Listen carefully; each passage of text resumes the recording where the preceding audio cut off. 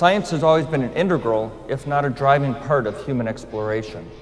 It was realized very early on in the Apollo program, we're talking early 1960s, that if our only goal was to set foot on the moon and return safely, that we would do one mission, and that we needed to have a purpose for going to the moon not just once, but many times perhaps to stay. And science was that goal. And we developed the Apollo Lunar Science Exploration Program, and they designed all of the experiments that we would do on the moon, and every lunar surface mission and many of the orbital missions carried extensive science. And our strategy, in fact, in the entire solar system has been to do flybys, to orbit, to land, and to rove. We have a long and successful history of exploration of Mars. Of course, Mariner 4 was the first spacecraft to fly by Mars, very early in NASA's history.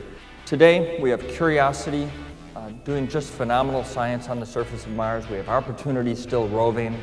We have MAVEN in orbit. We have Odyssey in orbit. We have the Mars Reconnaissance Orbiter in orbit. We've been joined by the MOM mission from India.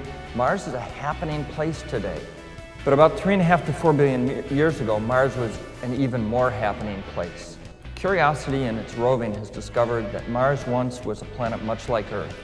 It had rivers, it had freshwater lakes, it had, and from all of our investigations, it had large salty seas. The Phoenix lander just a few years ago landed in the hopes of discovering water, and its rocket plume blew the dust off a large glacier. It was sitting on water.